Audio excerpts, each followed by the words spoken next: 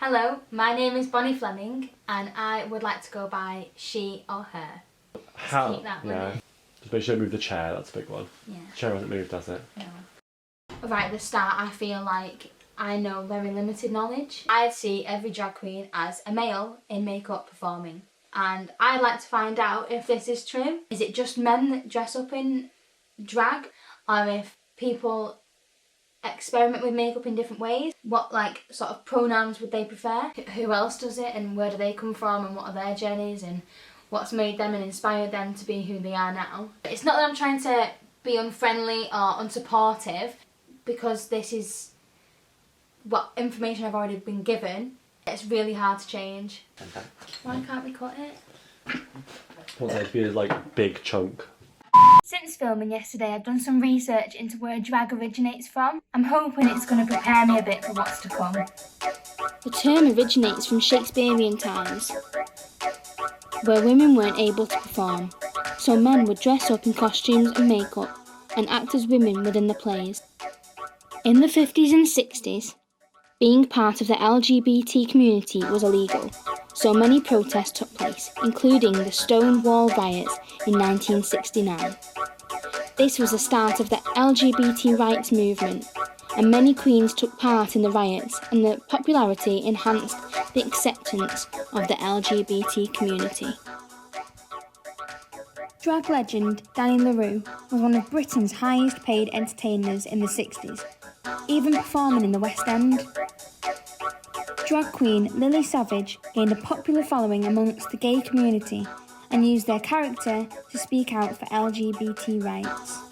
Also during this time, pop culture helped with the acceptance of drag and expression, with artists that are regarded as icons today like Tina Turner, Elton John, Cher, Barbra Streisand and many more showcasing their flamboyant costumes and performances. During the 80s, the musical Hairspray portrayed Tracy's mum as a male actor. This has continued to this day, even starring John Travolta in the 2007 film.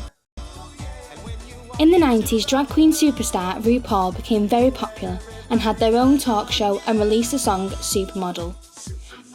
This made the drag queen scene much more popular and mainstream, and very much helped the acceptance of drag. In 2009, RuPaul created a drag race series that allowed talented performers to compete to be the next drag superstar.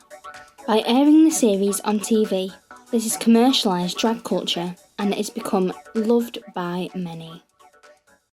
I met with a Manchester-based drag queen. Banksy, and my pronouns are he, she, they, it, whatever you want to go with. I had a makeover and was introduced to some of Banksy's drag family. Drag was this sort of open door to sort of say you can be this feminine person, express your femininity any way you like. Feel drag as a place of experimentation. Sometimes performance isn't about getting on stage, it's about walking outside.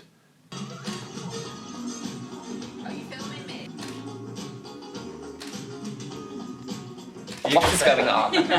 Favourite toe? Toe? Definitely not the one that is dead and mouldy. Chardonnay, he, she, they, them, whatever. What's been your favourite look so far? This one. This toe. Get it on. Drag's not a man in drag. Drag is just dressing up. Literally, you're in drag, look at your makeup. Your hair's done, you've got a sickening dress on. That's drag to me. Yeah. It's just, elevating yourself. Becoming an yourself. alter ego. Yeah. I think I need to make a drag name. Yeah. You got any thoughts? Just had Tyler on the end. Just, yeah. Yeah, Bonnie Tyler. Let's go, girls!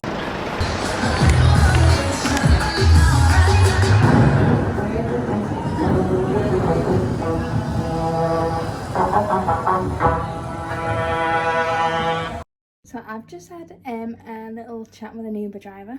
Oh, you're just being awkward by not being a boy or a girl, but because they don't see themselves as a boy in these specific gender roles, why should they be categorised as something that they're not? Right. You don't have to understand it, you just be aware.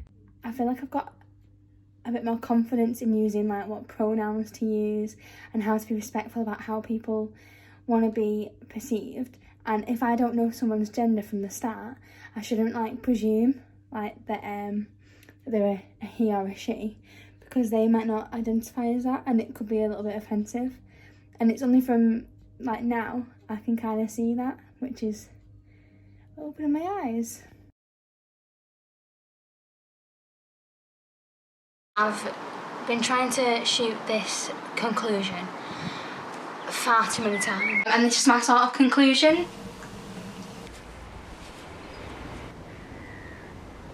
As a conclusion, I'm just gonna check that. My definition of drag would be applicable.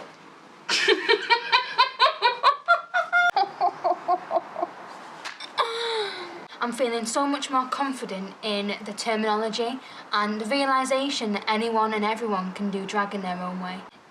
Drag isn't like a performance or an art piece of artwork. It can be genderless, it can be raceless, and it becomes a way of life. I think drag's about expression. Expression is in like performance, identity, gender. It can reflect in the way that they perform or the way that they showcase themselves daily. Performance, like Banksy said, is not just going on stage, it's like actually just leaving the house and being who you are. It's challenging times like this where you can kind of like lose a bit of creativity and identity. And for what I've seen on social media and all over the internet, this isn't the case. People are able to express themselves in new and creative ways. Drag is always evolving. I have one thing to say. You better work.